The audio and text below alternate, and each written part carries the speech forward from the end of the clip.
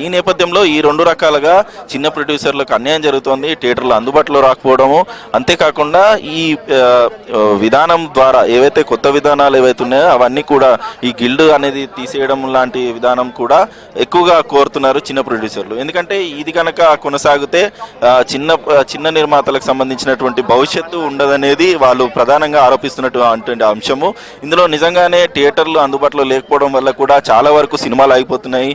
Tollywood industry నుంచి ప్రతి ఏటా వస్తున్నటువంటి దాదాపుగా 200 నుంచి 250 వరకు సినిమాలు ఇక్కడ నిర్మిస్తున్న నేపథ్యంలో ఇంత నిర్మాణ వ్యవస్థలో ఉన్నటువంటి సినిమాలన్నీ కూడా ఇంత స్థాయిలో ఉన్నా కూడా వీటికి సంబంధించినటువంటి అడ్డంకులు ఏవైతే ఉన్నాయో క్యూబ్ రేట్స్ కావచ్చు, థియేటర్కి సంబంధించినటువంటి ఆపరేషన్ సంబంధించినటువంటి అంశాలు కావచ్చు, ఇవన్నీ కూడా పెద్ద స్థాయి నిర్మాతలకే ఎక్కువగా మొగ్గు చూపుతున్నారు.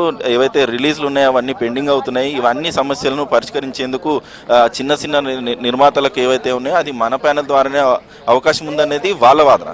మరోవైపు వస్తున్నటువంటి టెక్నాలజీని ఏ విధంగా అభివృద్ధి చేయించాలి, మిగతా నిర్మాతలకు ఎలాంటి కోఆపరేటివ్ చేయాలనేది మేజర్ నిర్మాతలు ఎవరైతే ఉన్నారో వాళ్ళు తీస్తున్నటువంటి చిన్న నిర్మాతలకు సహకారంగా కూడా మేజర్ నిర్మాత సంస్థలు ప్రోత్సహిస్తున్నాయి. ఈ నేపథ్యంలో ఇప్పుడున్నటువంటి డెవలప్మెంట్కి సంబంధించినటువంటి అన్ని అంశాల్లో కూడా ఈ ప్రొడ్యూసర్ సంబంధించినటువంటి కౌన్సిల్స్ ఏవైతే ఉన్నాయో ఇవన్నీ కూడా అభివృద్ధి చేసేందుకు ప్రయత్నం చేస్తామనేది ప్రోగ్రెసివ్ వాళ్ళ వాదన. మొత్తం మీద ఇటు క్యూబ్ రేట్స్ కావచ్చు, అటు టికెట్ ధరల విషయం కావచ్చు, ఇట్లాంటి అన్ని అంశాలు కూడా ఛాంబర్ ద్వారా నిర్ణయం తీసుకునే అవకాశం ఉంటుంది. కాబట్టి ఛాంబర్ బాడీలో వీళ్ళు కనుక ఉంటే ఖచ్చితంగా వాళ్ళు తీసుకునే నిర్ణయాలు ఏవైతే ఉంటాయో అవి అమలు చేసేందుకు వీలుగా ఉంటాయి. మరోవైపు ఇంకొక వాదన వస్తుంది. ముఖ్యంగా ఫిలిం కార్పొరేషన్ సంబంధించినటువంటి అంటే ఫిలిం ఛాంబర్ ఏదైతే ఉందో ఛాంబర్ని నిర్మించే అంశం కూడా ఇందులోకి చర్చకు వస్తోంది. అంటే ఇప్పుడున్నటువంటి ఫిలిం నగర్లో ఉన్నటువంటి ఫిలిం ఛాంబర్ను కొత్త కాంప్లెక్స్గా తీర్చిదిద్దేందుకు కూడా ప్రయత్నం జరుగుతున్నాయి.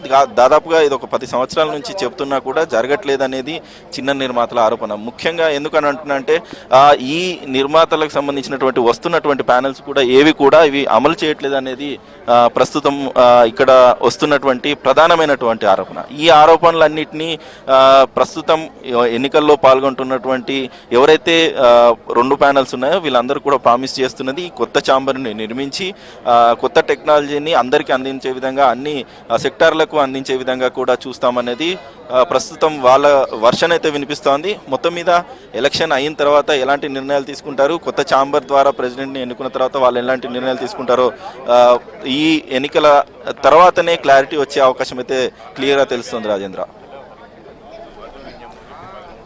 Right, thank you Venkat.